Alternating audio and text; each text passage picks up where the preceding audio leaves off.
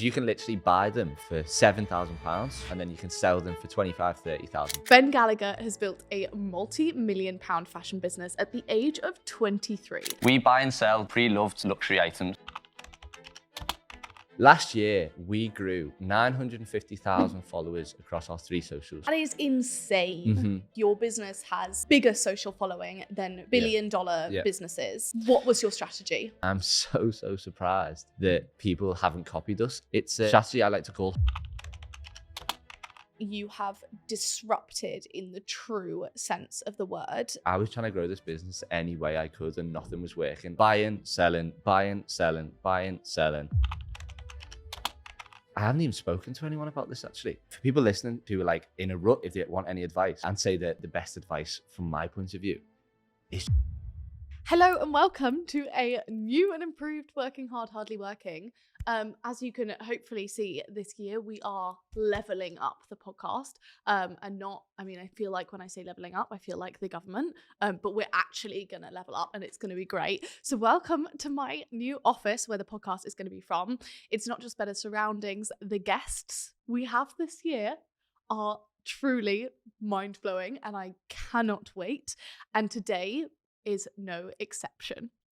Ben Gallagher has built a multi-million-pound fashion business at the age of 23. You might not have heard of his name, but if you're on TikTok, I can guarantee you'll have seen his encyclopedic videos on the fashion industry. Growing up in Formby near Liverpool, Ben talks about how he always wanted to keep up with his friends who had the latest designer pieces, but he couldn't afford it. And after seeing the discounts of pre-loved items, it's actually a really incredible story. He and his brother started a consignment shop in Liverpool.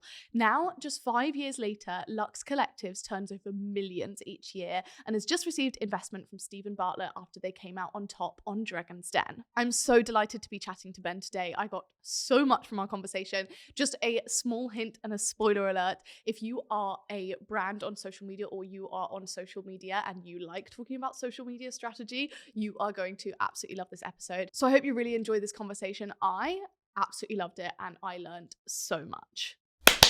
Lots to do. I've just been planning out my day. However, with Revolut as my main account, I've got one less thing to worry about: money. I know my money's safe with Revolut, so I can focus on other important matters like planning a wedding. That is why I pay with Revolut. If Revolut detects anything suspicious with your transfer, you'll receive an in-app warning straight away. And how cool is this? You create a single-use card in the app with just one tap, and then after the purchase is made, your details disappear immediately, so they cannot be reused. Now, if you happen to lose or misplace your card, which is never a fun time for anyone, but a surprisingly regular occurrence for me, you can freeze your card instantly through the Revolut app. And if there's anything I do need help with, Revolut's customer service team are on hand 24/7 via the in-app chat. It is a huge reassurance for me and just one of the many reasons why Revolut is the main account for all of my finances. But don't just take my word for it. Over 35 million people around the world trust Revolut with their money. Join us and create your account today.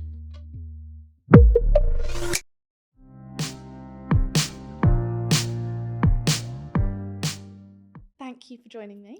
No worries, thanks for having me. I'm very excited to have you here today. No, I'm always eager and keen to learn from people who've been there and done it, but especially people we've looked up to for a very long time. So. Oh, thanks. I feel like I'm not someone who's been there, done that. That's like a huge compliment. I want to talk straight away about I always like to get some context on a guest. So in terms of, your early life, generally what were formative experiences for you?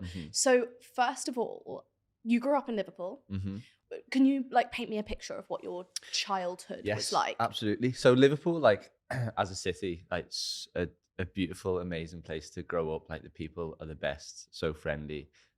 Whenever you speak to people and you say you're from Liverpool, they're buzzing because they're like, oh my God, I get to speak to someone from Liverpool. But we're from a place just outside of Liverpool, so it's about half an hour. So it's called Formby. Formby's a very wealthy area. So growing up, we were always surrounded by richer kids. My mum was saying this to me the other day. She was like, did you really feel poor as a kid growing up? And I was like, it's not that we were poor. We weren't poor at all. But my friends had swimming pools. And a lot of people in the area that the people they all had massive houses and swimming pools and jacuzzis and saunas and gyms. And we just had a small house between 4 kids of us. So it was always very cramped and busy. It's so interesting. Sorry to interrupt. I feel like that is such a formative experience of so many people who I've spoken to that have like a very hustle-based mindset. It doesn't matter where the reality actually was. Like, it doesn't matter whether like comparative to like an average, you know, your family was wealthy, or Oh, like absolutely. comparative to an average, like it's all about the relativity. It's Yeah. so interesting that like everyone who has grown up to have this kind of like striving mentality seems to have that in common. Well, you get used to your surroundings, innit? So Mm. that's why you get like depressed billionaires and millionaires, is because as soon as you get accustomed to Right. your lifestyle and your environment, it becomes normal to you. So like, if anyone from inner city Liverpool was to look at us growing up, they would like be in awe of our upbringing. Right. But because we were surrounded by like footballers and footballers' kids and everything like that, like we as kids, we were like, oh my God, like how the hell do we fit in with this bunch? Because as kids, all you want to do is like follow the crowd and fit in with everyone, because you don't want to be like the black sheep. You don't want to be an easy target for say like bullies in high school. You want to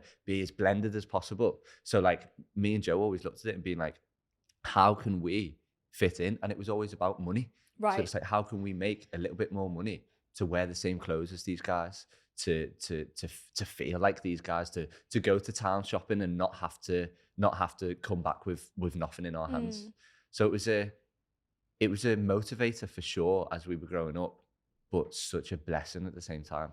Yeah, that's so, I find that so interesting, and I feel like it's such a formative experience for people who have grown up in that environment, because it's kind of, it so sets the scene, and that kind of relative comparison to like whoever you're surrounded by gives you like a real, it forms this world that doesn't need to be true. Like, it doesn't need to be true that was kind of how you know, because that was how you felt.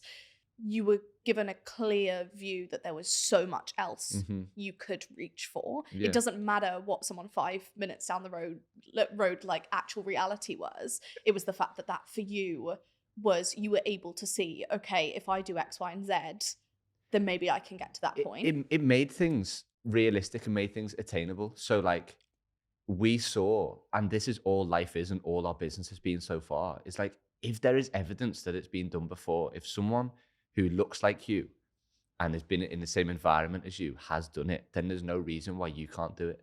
Like, I saw someone the other day, it's like, he has this massive computer company. Peter Jones from Dragon's Den. He's like, Matthew. I saw this random guy the other day. He was this guy in passing that I just saw, he's called Peter Jones.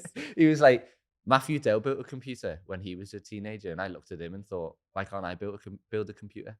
And then he started building computers. And it's just that same thing. Like, if someone who looks like you has done it, then there's no reason why you can't do it as well.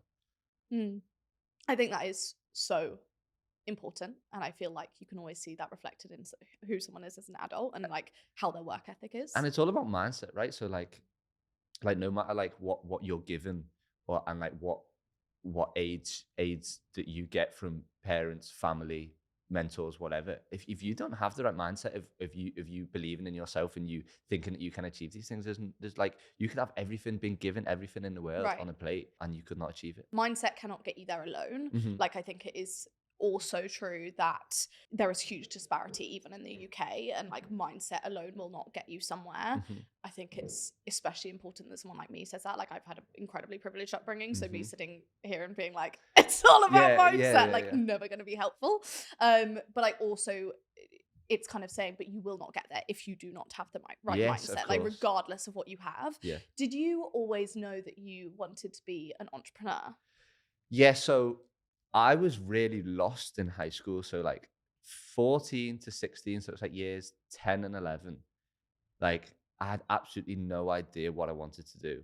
And then when I went into sixth form, I got even more down, and they were like the worst years of my life, because like people around me were so sure, like, I want to go to university. They didn't know what they wanted to do after university. But when you're that young, all it is like, what's the next step? Thing. What am I doing tomorrow? What am I doing next month? So like, they all wanted to go to uni, and I was just like, not breakdown, but like internally and mentally, I was like, I do not know what I want to do as growing up. So like, there was loads of things that I was doing, like applying to the Navy, like most random thing. Really? You can be made in the Royal Navy? Ever. Just like, it was just so random. But like, I don't think my mum wanted me to do it, and I do have asthma. So they were like, my mum was like, oh no, you don't want to be doing that. Let's try and do that. So I applied for the civil service. I got a job in the civil service, but then I never ended up taking it just because it was down in London. And I was like, oh, I don't want to move to London. Like, I love living at home and like I'm being mollycoddled and stuff like that. Do you know what I mean? And then like, because we were growing up and always trying to make money, we were selling candles, caps, air fresheners, literally everything. Really? Like, So that kind of entrepreneurial spirit in terms of like what you were doing well, was always there. Yeah, and I was working since I was like 14, so I would do football refereeing. I used to work on the Christmas markets in Manchester every December for like 4 or 5 years up until I was like 17, 18. So like my work ethic has always been there in stuff that I really like doing and stuff that made me money. But like, I never thought it was realistic for me to be able to turn that into a business, especially so young. Like I was 17, 18. But then because like I knew I didn't want to do that, I was like, I'm just going to have to try something. So I knocked on Joe's bedroom. I was like, I've got this business idea. It came from an inspiration from a Christmas present from my sister years ago. Do you want to do it with me? And literally like that, Joe was like, yeah, let's do it. Because he'd just come back from uni and he didn't have any real path or like any real direction or any real goals. So like even on the most micro level, it was just something that we could do together. And like it would feel like we would accomplish something. Like if we got a sale, if we got a person selling to us, like everything we did on the smallest of levels, it felt it's achievable that we could scale it up. And I've never looked back since, and I genuinely can't at all imagine myself working for anyone ever anymore. So tell me about that story in terms of like the original inspiration. What was the original inspiration behind? Yeah, so my sister, she'll love this that she gets credit for the whole business. So there was always a budget for Christmas. It was £100 we would get given. So like my mum would say, £100, what do you want? And we'd go looking on JD, Foot Asylum, and I was always looking from like filter, like search low to high, see how many pairs of shoes we can get for £100. Like just like trying to squeeze this money as much as we could. And then my sister on Christmas Day, she opens these Isabel Marant Beckett trainers, which are the ones Beyonce wore in the Love on Top video. Right. And I knew they were expensive because all the rich girls around had them. And I was like to my mum, I was like, what? Like they're £400. Like we always only get £100. I was like, why has my sister got a pair of £400 trainers for Christmas? And then my mum introduced me to this website called Luxe Collective, which obviously everyone knows now. But back then, it was like no one really knew about it, and because the stigma of pre-loved stuff and secondhand stuff was so like that's dirty, that's disgusting, and that was our biggest thing when we started the business. It was we wanted to turn. And Joe really pushed this message of we wanted to break the stigma down around pre-loved stuff. Like it is going to be cool. It is going to be a trend. And then 3-4 years later, everyone wants to be a part of it. We were in a real right place, right time moment. But like, obviously you have to build your look and work out your look. Right. Yeah, of course. And then COVID came and everything and it propelled it. But anyway, sorry, getting off track. Back to the story. I went to my mum. She was like, they're from this website, Vestiaire. And I became obsessed with it because it kind of opens my eyes up to be like how I can afford luxury goods to fit in with my friends. Right. So I was looking at this site, searching everything my friends had, and they paid £700-800 for a pair of trainers, and they were like £200-300 on this website. And I was like, oh my God, I can afford luxury stuff now. And then I don't know what happened, but I kind of took an entrepreneurial twist of it, of being like, well, if I'm interested in this stuff and I want to buy from this website, and not a lot of people know about it, especially in England, because it's very European based. Yeah. Because they came from France. They took about 3 weeks to come. They were bartering for weeks, like the story, like as I was asking my sister about it. I love Vestiaire Collective. I originally started using it in like 2017 or something. Like I have used it for a long time. But also there is that element of it where like I've sold on there before and I've been like, what is going on? Like I'm actually not sure what's happening at any time. And then some that don't come through because they haven't been authenticated. And, like you bought them and you're waiting for them. Well, there's pros and cons to so many of the models of pre-loved, and like Vestiaire have so many pros and so many cons. And same with us, we have so many pros and so many cons. And then eBay, so many pros and so many cons. It's just what are the pros that fit your needs in that moment of wanting to sell? Whether it's a quick payment, whether it's the most money, like there's so many different things that the consumer's looking for when they're looking to sell. But anyway, I went to Joe. I said, do you want to start this business? And yeah, it just went like that. And we started with £1,000 because Joe took £10,000 out for a loan for a car. We had £1,000 of his remaining. And then my life savings at the time. business. Yeah. Spend more money on the car. We used the leftovers to start a business. And then, but I was still in school, so it was nothing we were going to be able to start serious Right. It straight wasn't away like anyway. this is obviously like hindsight is Yeah, amazing. oh, Like you're not going to be absolutely. looking at it and being like, and in a few years we're going to have Yeah. 2 million followers on TikTok and we're going to have this enormous business. Exactly. Like we're going to hire all these people. It was like, let's just try and make as much money. Like genuinely, when we first started, it was like, let's try and make as much money as possible. So when we go out on the weekends, when we're partying with our friends, we have more money to spend. Right. It was all about like how It was how the much real money. definition of a lifestyle business. Yeah, literally. But yeah, one thing turned into another, and then there's a story that I said on socials the other day, and it like I say it all the time. It's like I was trying to grow this business any way I could, and nothing was working. And I typed into YouTube, "How do I grow my business?" And a Gary Vee video came up, and it was like, "To grow your business, you must grow yourself." And I looked at it and thought, no, thank you. I am perfectly fine the way I am. Like this 17, 18-year-old arrogant, cocky kid. And then I was like, I'm going to grow my business by doing email marketing, by influencer marketing, all this sort of stuff. And nothing worked. And I was like, kept reverting back to this video. And I was like, I'm really going to have to work on myself if I want to grow this business. So then I started working on myself. And honestly, I would advise it to anyone out there who's like thinking about improving their lifestyle, improving who they are as people, because I was certainly not the best human being at all when I was a kid. And I am pretty harsh on myself, but because I knew the standard, as soon as I started implementing these little things of going to bed early, of training in the gym, of just being a nicer person, like having more conversations with my family, like honestly, all these just positive things on a micro level, my business like just started to like, we got more customers, we got more sales, we got more people selling to us. I got more ideas because my mind was more clear. It was honestly like, if anyone's struggling to grow their business, the easiest thing is just to start growing yourself. And even if your business doesn't grow, you've grown yourself. Right. So there's a net positive that comes out of it. Right. I think that's so interesting. I think because like there's so much online at the moment and I talk a lot about it. And I think a lot of people are, you know, especially on TikTok, a lot of people are hopping on the whole, people want to improve their lives. Like they want to be able to get better over time. They want to be able to become a better person, to look better, like all of these different things that people are kind of just looking towards. Well, I held a meeting when we came back, and I asked everyone what everyone's New Year's resolution is, and everything that people said, it was about themselves and improving themselves, whether it be getting fitter, reading more, doing more exercise. Like it was all about how they could, like everyone's resolution was how they can improve themselves. So it's a real trend at the moment. So you credit the growth and the explosion of your business with the improvement of yourself as a person. If someone is listening to this right now who is thinking, I'm a little bit stagnant, I feel like I'm at a place in my life where like it's a bit static, not much is moving in the right direction, what would you recommend to them in terms of improving their life so that they can have like the results that you had in your life and your business? So there's a few things to mention. One is what I always say in like talks that I do, because someone asks that question all the time. And I say, like, if there's this big mountain in front of you, and like, so the big mountain is, I want to grow a massive business that's worth millions. Well, like, that is really hard to attain if it's just like a big block that you put in front of you. So if you break it down into the most microest of levels and take it step by step and making sure that you're writing these things down so they're measurable targets, and every time you hit them, you're ticking them off. So it feels like no matter how small the task is, you're progressing.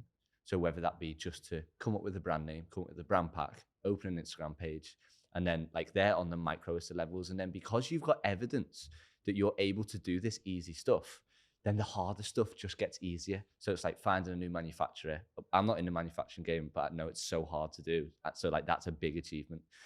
Finding a new supplier for a different type of material, and then you can start ticking them off. And then by the time you know it, you're a third of the way up this Mount Everest of building a multi-million-pound company. So it's about breaking those goals down, ticking them off, and then you've supplied yourself with evidence that you can then attack the next goal. So it's all about building skill level up, but also the main thing is building evidence up that you're able to take on this action and be successful with it. Yeah, I think that is so important. And I always talk about the fact that like there is such a clear reason why New Year's resolutions fail, and it is the fact that you are creating a plan for the next 365 days based on something that you haven't even yet proved to yourself you can do for a week. And I feel like that's such a big part of it, is that the evidence that you're talking about.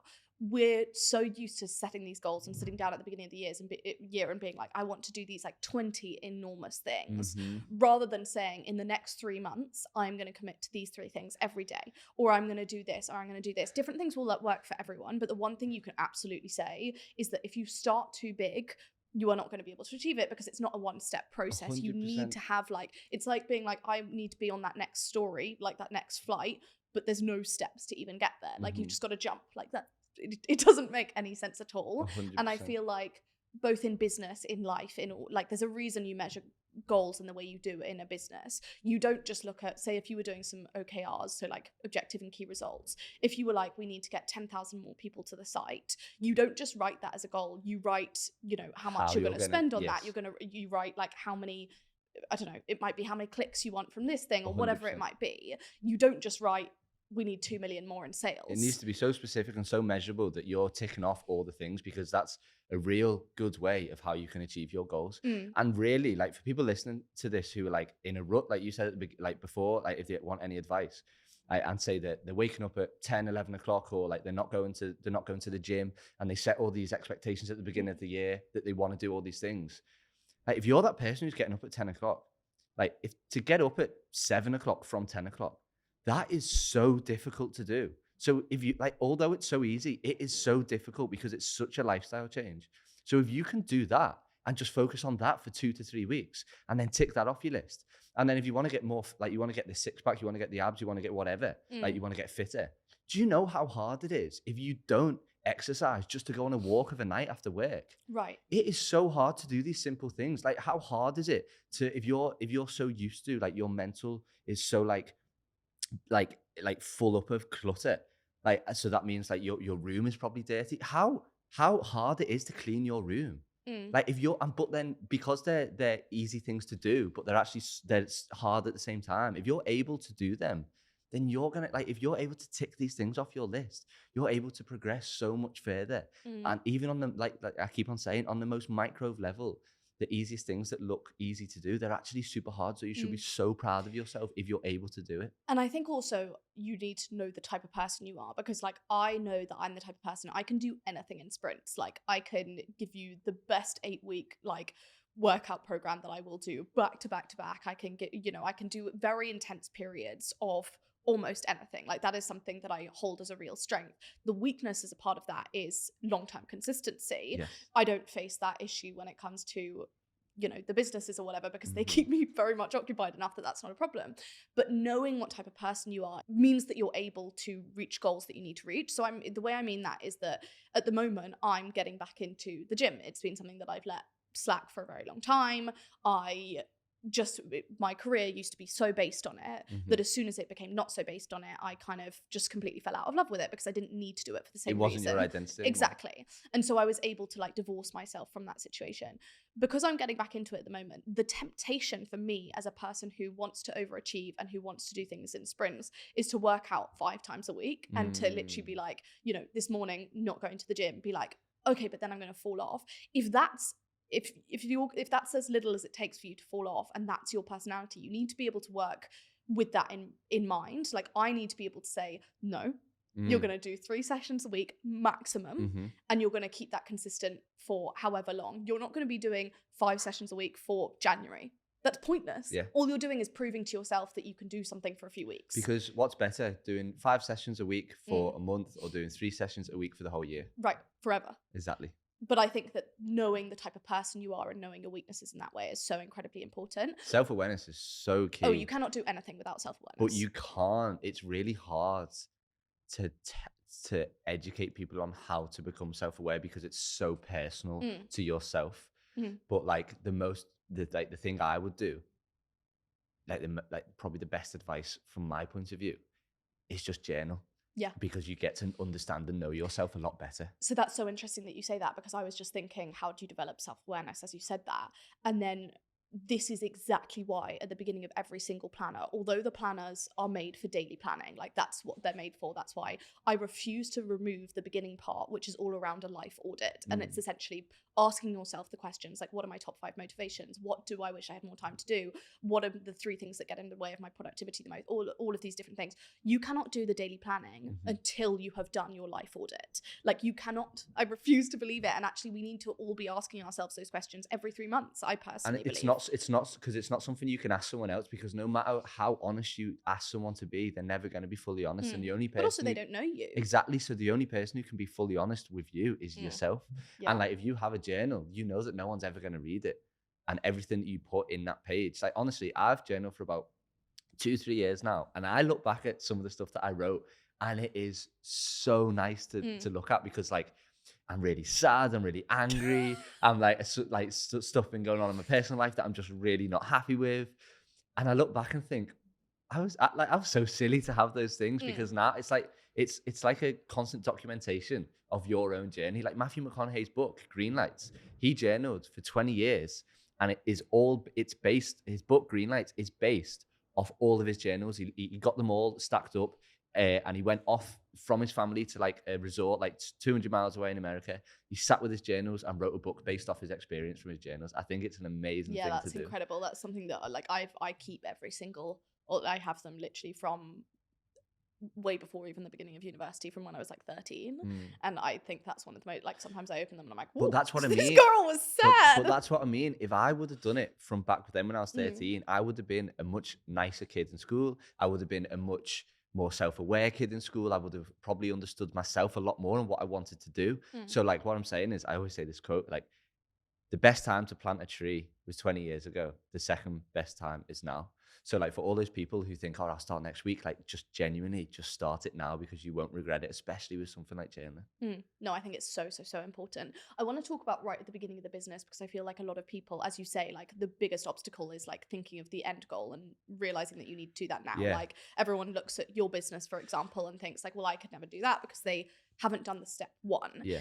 Let's talk about right at the beginning. Let's talk about like the first product you got up on your site, Yes. even the creating of the site itself. Could you Yes. talk me through how that even came about? Yeah, so just before I say that, me and Joe were actually at the train station yesterday, and we just set our budget with our CFO for the year. And like, we were talking about profitability and all that sort of stuff. And like, we were saying like, isn't it mad how we've never, like all we've been doing so far is like, we've had no budget, we've had no CFO, had no person in finance. Like we've just been literally doing business with a blindfold over our eyes, stabbing in the dark, seeing what works and seeing what doesn't. And it's worked. And I was thinking, we were saying like, why do you reckon it's worked? And it's like, well, we've never done it to achieve something. We just wanted to live a really like meaningful and cool life between ourselves. Like we wake up, me and Joe wake up every day, go to an office with a team of people we've created, and sell, effectively buy and sell pre-loved luxury products. Like it is just like even though it's like not worth 50, 100 million, like whatever we do, it is such a dream that we're living.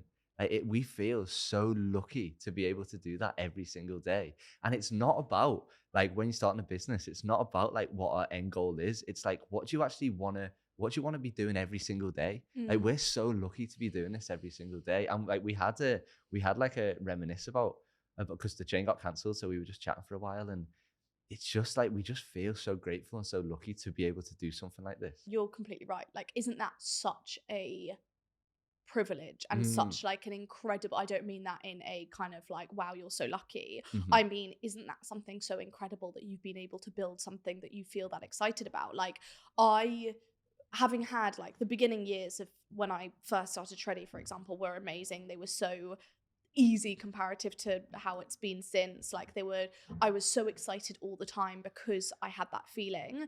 And then in the middle, having like, you know, the restructuring of Tala, like all of these different like really, really like shit show years.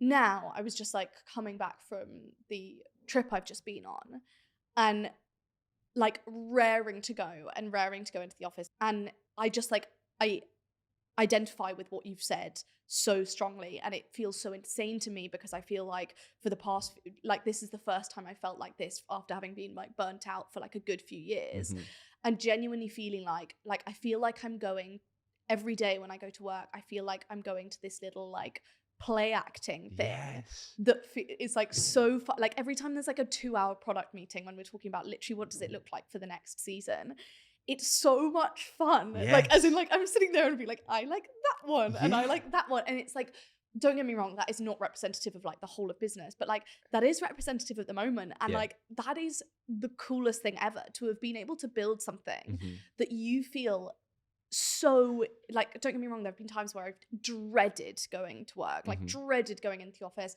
dreaded coming back from like a bank holiday or whatever it might be.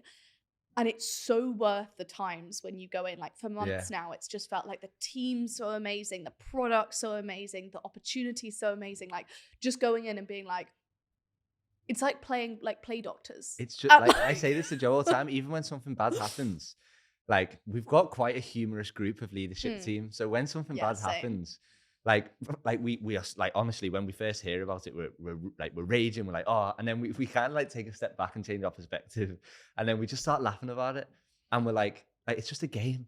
Like no one's died, like no one's not been paid this month. Like it's not the end of the world. Obviously. Yeah, we're not saving lives. Yeah, literally. Like there's people out there who are putting their life at risk to save others. Like all we're doing is selling clothing. It's not that big of a deal. So our achievements, they're great to us. Like no one really cares about them, and that's another thing. Because like no one really cares about what you do. So it's just liberating that you're able to just be free and do whatever you want. Like when I was first creating TikTok videos, like before that, I was so bothered about what people thought about me. And then I realized no one's looking at me 24/7. No one actually cares. And even if they do make fun of a video that I'm making, it's only for 3 seconds or 5 seconds. So like, why would you stop the 3 seconds of that person's life? Really, like for the scale we built our TikTok, especially, it's like build a life-changing thing. Like, why would you let someone like that stop you from building a life-changing thing? So it's just wild. But yeah, like very lucky to have a humorous leadership group. And it's just like you said, it's just like playing doctor, like it's just a game. Yeah, but I think that's so inspiring. And I feel like if I'd heard myself say this like 2 years ago when I was like in the pits, I'd be like, keep on going, keep on going, keep on going. Like when you say it's just a game, I feel like that is the most exciting thing. Like when you start looking at your life as this game. Do you know why we say it's like a game? Because it's fun. Right. And games but are also fun. more than that, it's fun, it's occupying, your brain. A game isn't relaxed. Like it's not like it's fulfilling, it's stimulating, like all of these different things. Like I am the type of person, like I love organized fun. Like I've got a games night, at least once a month with all of my friends. Like that's what I mean by a game. Like it's when you start looking at your life as a game and you start looking at it in terms of the way of like, how can I make this? Like, how can I play this as best as possible? Whether that's about money, whether that's about family, whether that's about the amount of time off you can get and spending as little time working as possible, no matter what that game looks like to you, I do feel like that becomes quite like an appealing, like kind of proposition. And this is where it kind of links back to what I was saying previously about bettering yourself, and also like what I was talking to you about before, like with the law of accumulation. So like this is something I'm obsessed with, like really obsessed with at the moment. I keep watching the same video over and over again because when I explain, so it's a video of this fella. He's a Canadian author, and he's talking like just as a speech. It's literally like a 4-minute video. Canadian author called Brian Tracy. So like Brian Tracy's off the Thunderbirds as well, so he's got the same name. Right, different one. Yeah, different. Not the Thunderbird. Not the Thunderbird. So basically, it's like everything you do in life counts. So imagine you have this balance sheet. You've got a plus side and you've got a negative side. And everything you do that's beneficial to your goals, it goes on the plus side. And everything you do that isn't pushing you towards your goals, it goes on the negative side.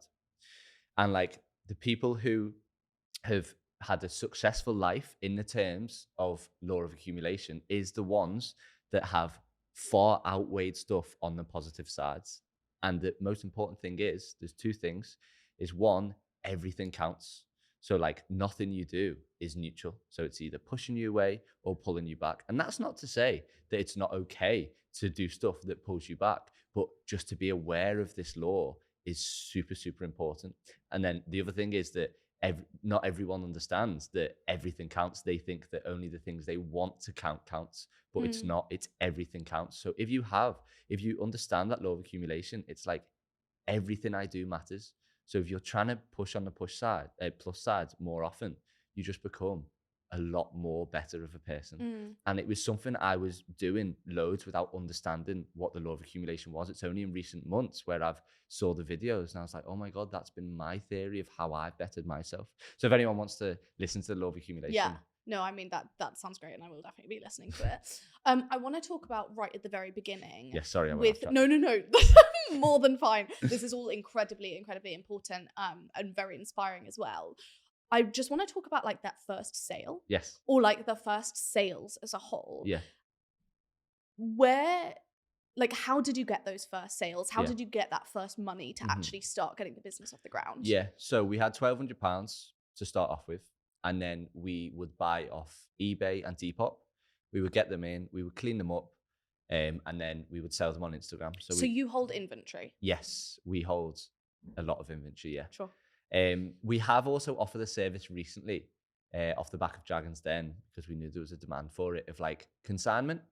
So like our USP is you can sell your product directly to us and we'll give you cash. But for items that were like quite slow sellers for us, it made sense for us to just offer that consignment model for people who have tons of stuff that they want to get rid of but don't want to do any of the work and don't mind waiting for the payment to go through to them.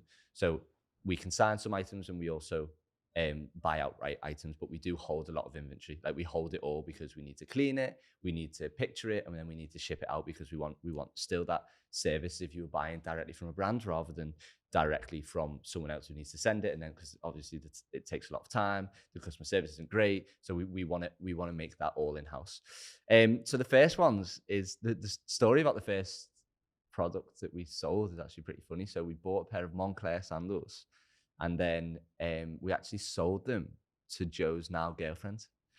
So she was our first ever customer, yeah. And did he know her? I think so. I didn't know they knew each other at the time. He was like, "We've got a sale, Ben." He's paid her to buy the product. Yeah, he was in charge of selling, and he was like, "Oh, I'm getting these numbers up, just selling them to all my friends." And this girl who I just randomly know, he was like, "She's got good taste." That sounds like a future girlfriend of mine. That's so funny. Yeah. And so you just accumulated over time in terms of that? Yeah. So we've had no investment. Literally, it's just been a hamster wheel of buying, selling, buying, selling, buying, selling.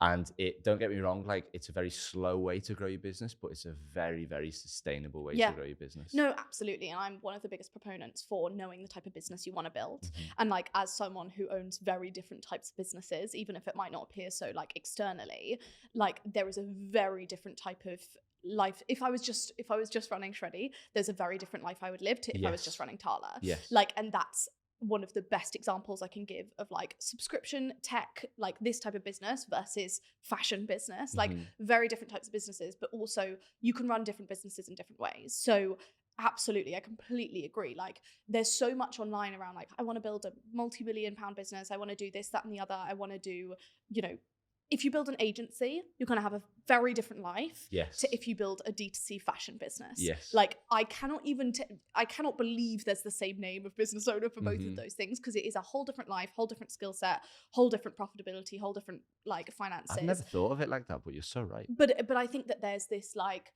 when you look at the glorification of like entrepreneurship online and you look at like how it's sold, how it's packaged and sold to everyone who's like consuming content, there's this like, I want to be a business owner, and like the picture of the business owner is someone sitting with like a laptop by a pool in Dubai. And like that's the like, as in like there's this kind of, or someone who's just like exited a business and is on, like got some house in LA, like, or whatever it might be. There's very little of kind of like, okay, well this one actually still owns the business, and so that's how they're able to do that, because they're an agency owner, so it's very profitable. They're just doing it like, but when they go on holiday they don't make any money. Like all of these like different ones, it's so different. And actually for you to say you were able to do it by accumulating and saying, okay, well we've made £200 more from this, so we can invest that X amount of that into our next handbag or whatever it might be. And I think the main thing of that, what I was just thinking as you were saying it, is like, you need to understand what type of business owner you want to be if you want to be one. And the only way you're going to know is by trying loads of different things. And I say this to everyone, it's like not even in entrepreneurship, but like what career they want to do, or like what sport, what hobby they want to take. And I was like, well, if you don't know, the only way you're going to know how to eventually is try. So you just got to try everything. Be prepared to fail. Be prepared to be embarrassed, because we've been embarrassed.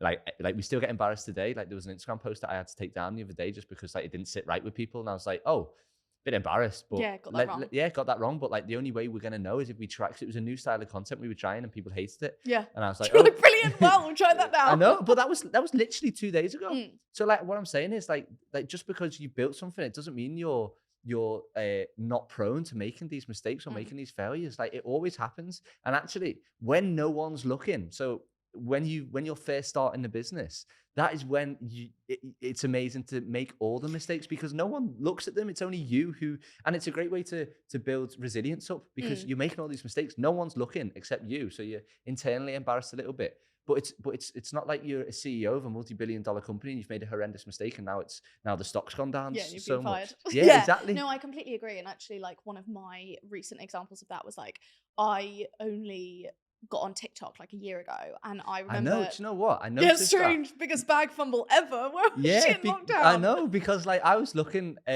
obviously, like when being so involved in the TikTok world, I was like looking at all these creators, like, and I was like, they're doing TikTok bad. They're doing TikTok bad. And then I looked for yours, and I was like, she's not even on TikTok. She's fucking doing nothing at Genuinely, all. honestly. Yeah, what the fuck? I know. Why not? What the fuck? Because were you too cool for it, Grace? No, I was absolutely not too cool for it. I like the opposite. I was too busy fumbling the bag. No, but I was so burnt out. I was restructuring Tala. I literally was on the verge of something. I was honestly just. I cannot tell you. I feel bad for saying you too cool now. Yeah, thanks. No, it was a really, really, really, really shit time, and also part of that was the fact that I'd grown on social media for however many years, and that was my job, and I was known as an influencer and a YouTuber and all of that, and that wasn't what I wanted to do with my career. And I decided that I basically felt like at 18 I'd made a decision for my career which actually wasn't compatible with who I want to be or like how I want to do things. And so I was a bit stuck, and so didn't want to create any content because I didn't want a single other person to find me as as someone who was doing that. Like it just wasn't what I wanted to do. And so I didn't even if you look at my Instagram during that time, Christ, was I giving people nothing, like absolutely zero. So I only actually went on like what I was going to say with like the TikTok is that actually when I went on it, because I was on it for a first time like a year ago, I actually, for the first time ever, this is how I started realizing that the reason I felt kind of like unable to do anything was, or not unable to do anything, but the reason I felt so like stunted was the fact that I'd built this audience over the past few years, and then I felt like I had to perform.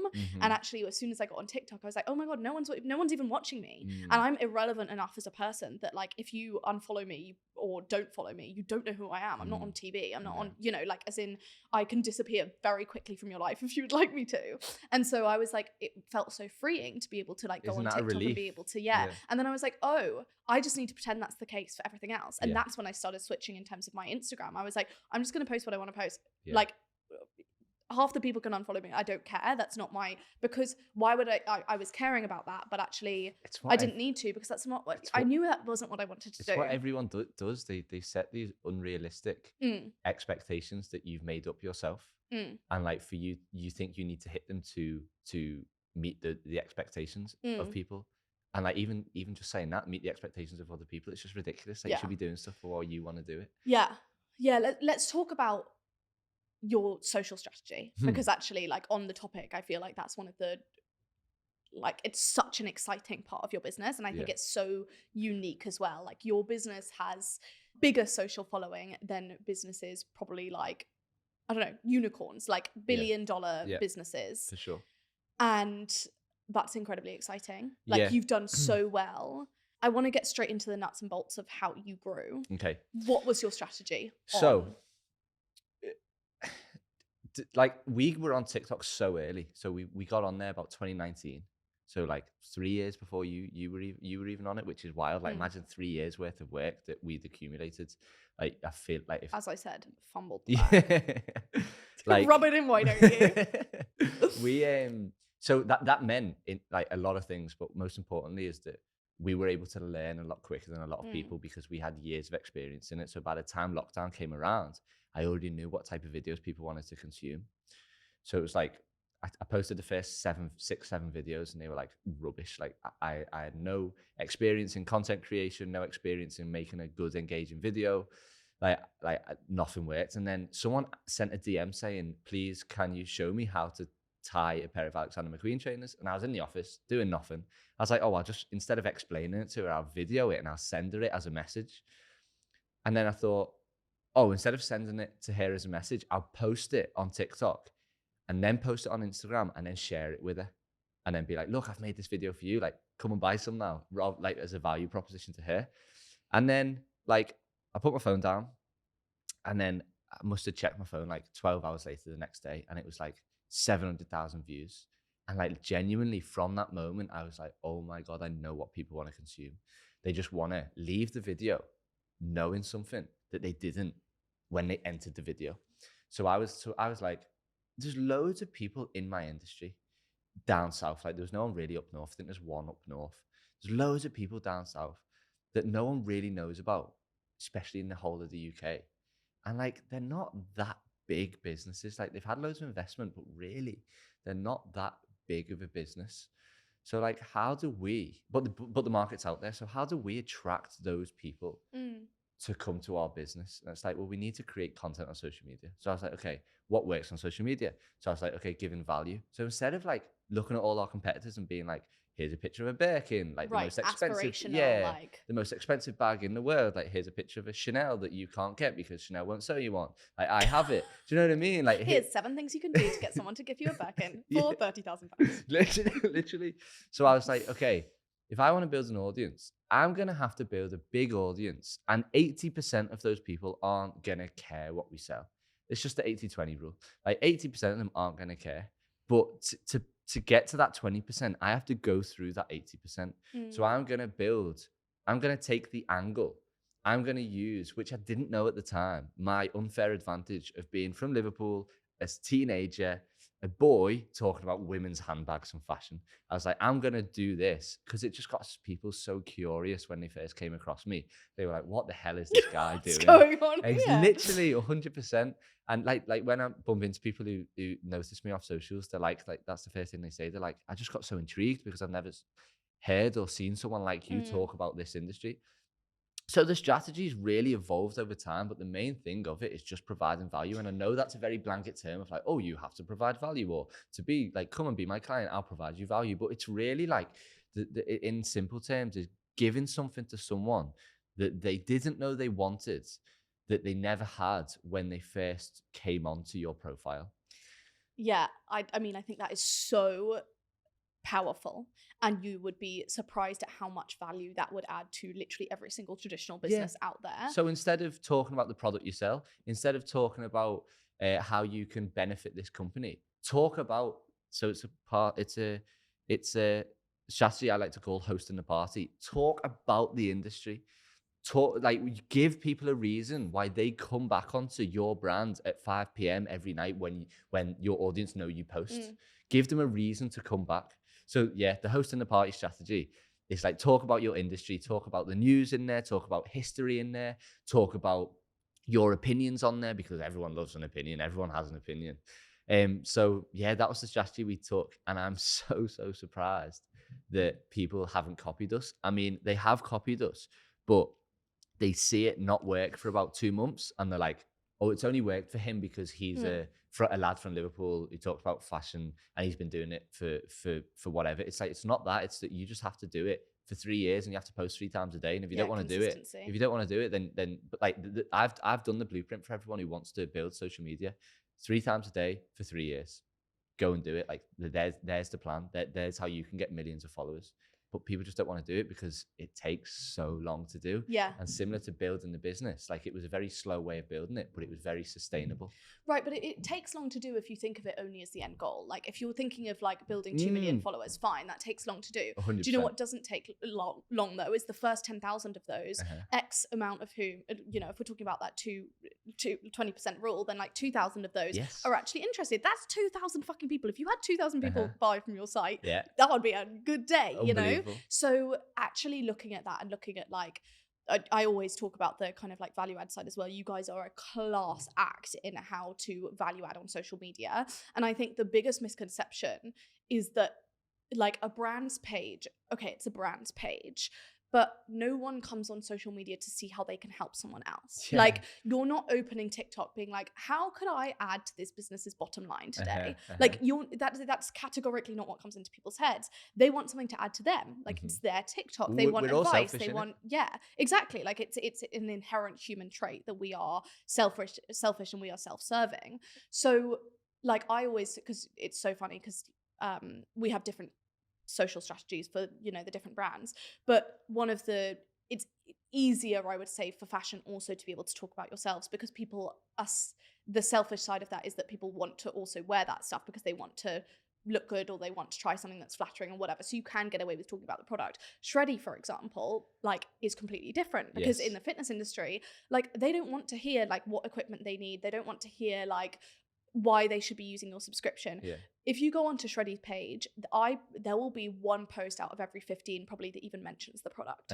Like it is about, okay, this customer, what do they want? They want education, they want help, they want to know where to put their feet on a leg press, they want to know like what their move is from beginner to an intermediate when going from this type of move to this type of move. They want to be educated, they don't want to be sold to. Like selling has no place on social media if it is not a byproduct of something else. And it's so relieving when you understand that as a strategy, because the content you can create becomes so much easier to execute, because like, you know what people want to know, you're just not telling them.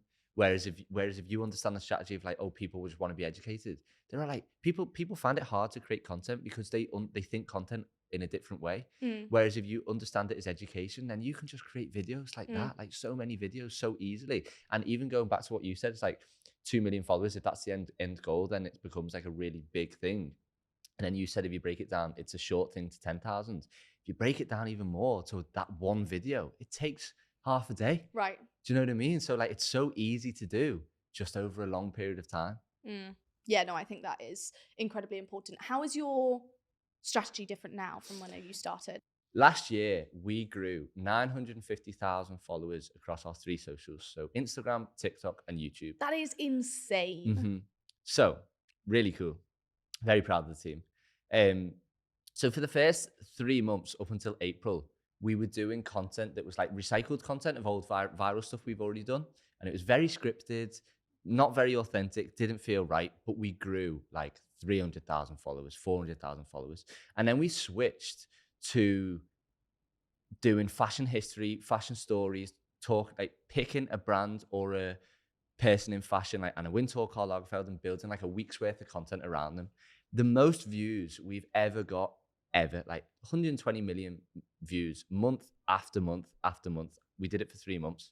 But what we noticed was like engagement was massive, but we only grew 10,000 followers. So compared to 300,000, 400,000 in the 3 months before, we only grew 10,000 followers. And you could say, yeah, amazing, 10,000 followers who are interested in the brand.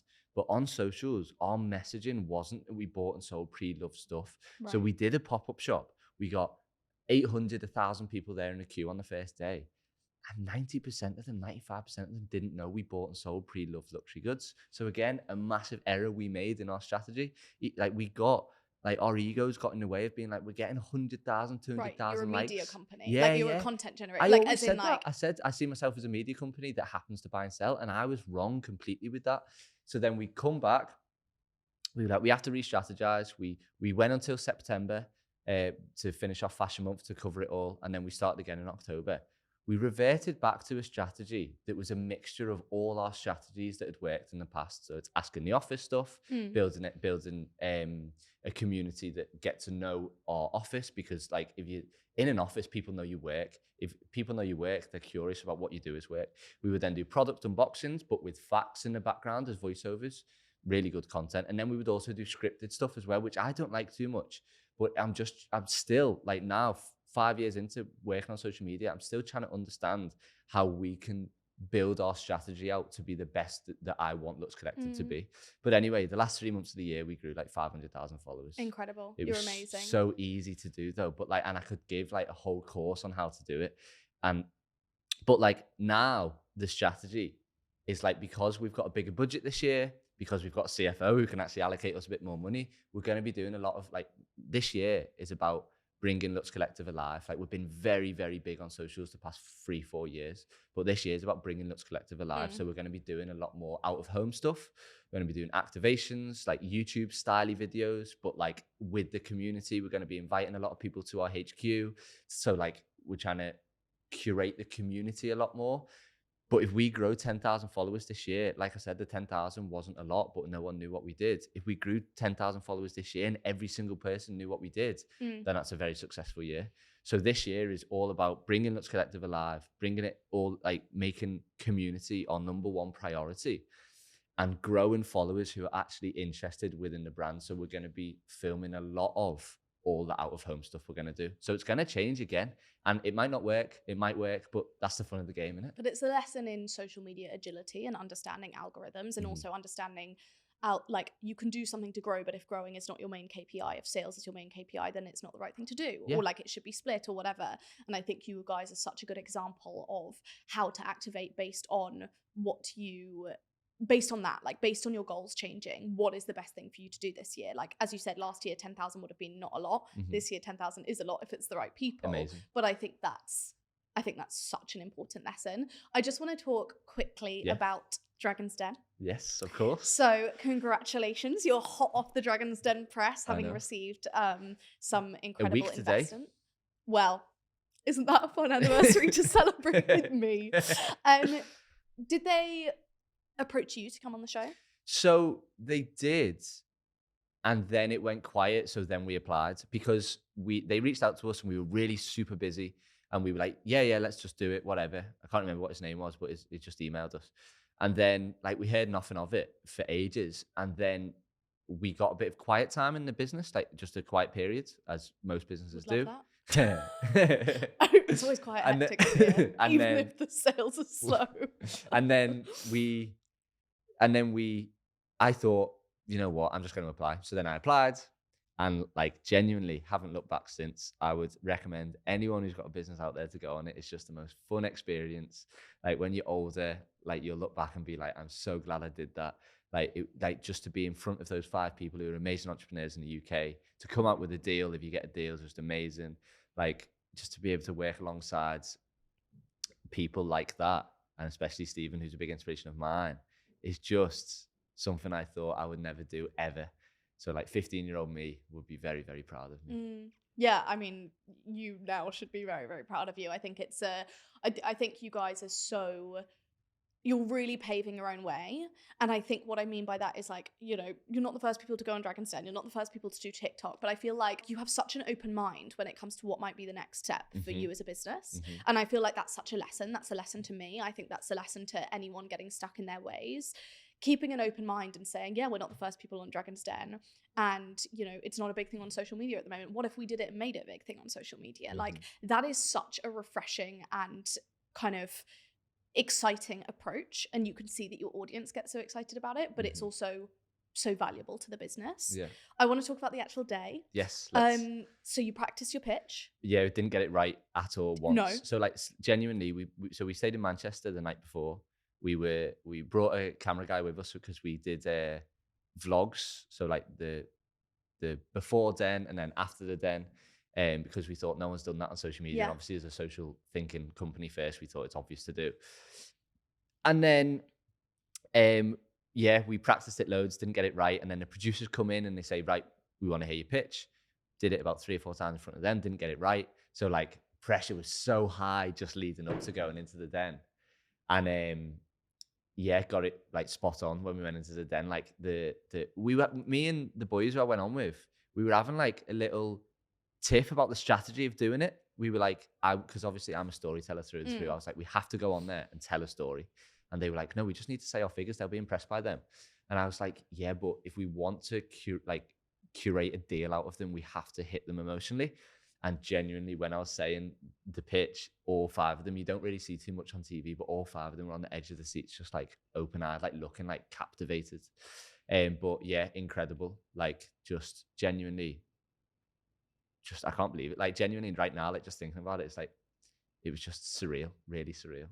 And in there doing the pitch, how long did you actually spend in the room? Oh, like 2 hours. Really? 2.5. And you properly go through, because that's longer than even a normal pitch for, say, like a VC. Yeah. But usually then you would have a few follow-ups in terms of like you'd go to investment committee, you do like a number of these different things, which obviously they all do in the room because they don't need an investment Yes. committee because they are the investment committee. Yeah.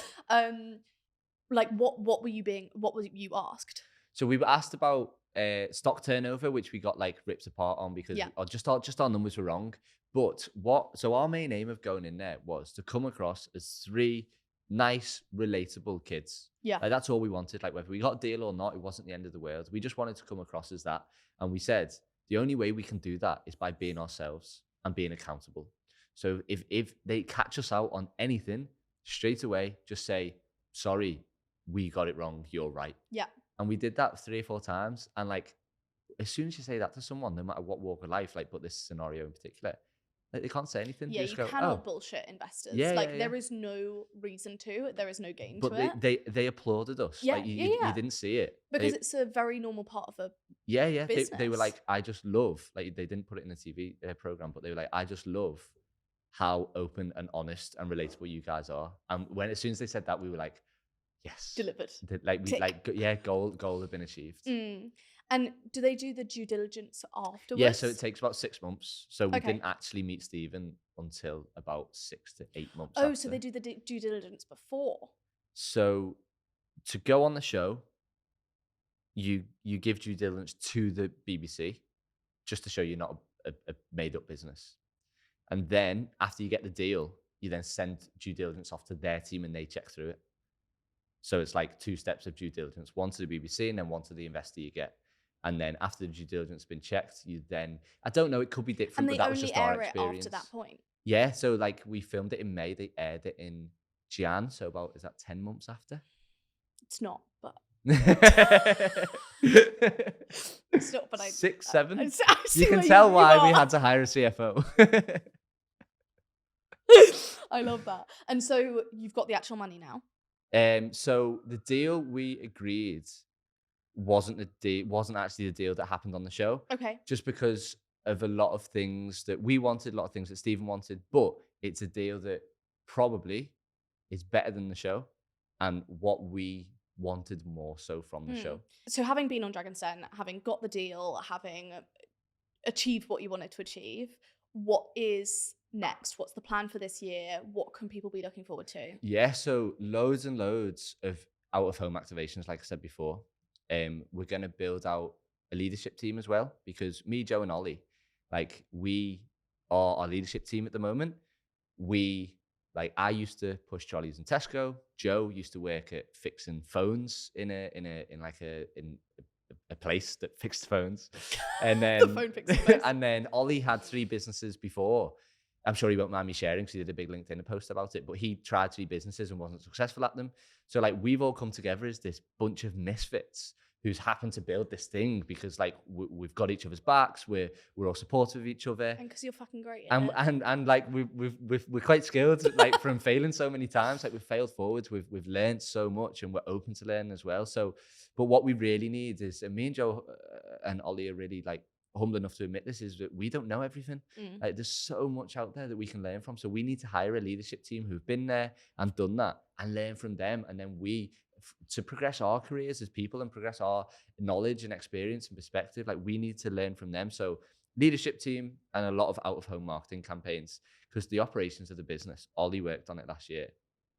Unbelievable. Probably the best operations of a pre-loved company that hold product in the UK, in Europe, in the world. Like honestly, unbelievable. He's done a fantastic job. So the operations is there. We're ready to scale. So it's just about getting the stock in. It's about spreading the awareness of the brand a little bit more and building that leadership team. Love it. Sounds like a very good plan to me. I want to ask you a few questions before we end. Yes. Because I feel like you have some great thoughts and insight in terms of general, like the types of things we like to talk about on this podcast around life improvement, how you can get to the next level. What is the best piece of advice that you have ever received? So it was actually something Steven said, and it was just it was so laissez-faire. Like, he didn't know he said it, but it struck a chord with me massively. And like, I haven't even spoken to anyone about this actually. I walked into his room to meet him for the first time, like after the den, and he was like, yeah, so blah blah blah blah blah. And I was like, oh, I'm thinking of doing this year. What do you reckon of it? And literally he just said, I don't know, try it. And like, no, like, it wasn't a big thing at the time, but I couldn't stop thinking about it after it. And I was like, someone who has been so successful doesn't know the answer to some, like, I thought he knows all the answers. Like, that's why we wanted him because as a dragon, because he knows everything. Like, all the dragons know everything. Like, surely they're gonna give me a sane answer, whether how much it's gonna work, whether it's gonna work or not. And he literally just said, I don't know, try it. It was such a relief to be like, he doesn't even know. How the hell am I meant to know? So it just meant everything I've approached from that moment has just been like, we don't know the answer until we do it. So just try everything. No, I think that's brilliant advice. And I do think the like trying aspect of it, and like, you really don't know until you try, especially like within business, within what, your career, all of these things, you're never going to know it until you try it. There's a video ages ago that I seen from ASAP Rocky, and it's brilliant, to be fair. You have such a wide, yeah, it's wild. set of references. Genuinely, Gary V, ASAP Rocky, honestly. And like, but it's really relevant. And it's like, for those people who don't want to try because like they don't want to put in effort. And he just looks at the camera and he's like, since when is it not being cool to try? Like, since when is it being like, you're up here because you don't want to try? Like, you're cool for not trying. Like, that's not a cool thing to do. Like, the coolest thing is to be vulnerable, is to expose yourself and just do as much as possible. Because if you are one of these people who want to achieve something, you're going to have to try a lot of things, because let me tell you, a lot of things don't work. So to find a thing that does work, you have to go through all the failures of the thing that doesn't. If someone was investing in one designer piece, what would you recommend from the piece, and what would you recommend for them to like look out for in the process of that investing? Yeah, brilliant. Okay, so there's lots of different ways you can go down. So the best investments, Kelly's and Birkins. But like you said before, not everyone has £30,000 to spend on a bag, because you can literally buy them from the shop for £7,000 to £10,000, and then you can sell them for £25,000, £30,000. But getting in that situation in the first place where you can actually be accepted to buy one is extremely difficult. Then you can go down from that and invest in a Chanel bag, which isn't the best to resell. Like, you couldn't buy it and resell it like a Birkin, but if you buy it and kept it, it would hold the value, probably go up a little bit. But then if you want to go on the smaller level, so like the average person can invest in, it has to be something pre-loved. Because exactly like a car, if you buy a new car, drive it off the forecourt, it loses 40, 50% of its value. If you buy a handbag, no matter whether it's a really classic color, black, like gold hardware, like if it's these brands like Gucci, Yves Saint Laurent, like Louis Vuitton, like amazing classic handbags, they still don't keep the value. They lose the value as soon as you buy them. So if you buy pre-loved, you can buy it for 50, 60% off retail, wear it, and sell it for pretty much what you bought it for. So it's not like you're making money, but you're not losing any. But you could actually, and what we've been diving into and looking into recently is, whilst you're not wearing that bag, you can rent it out.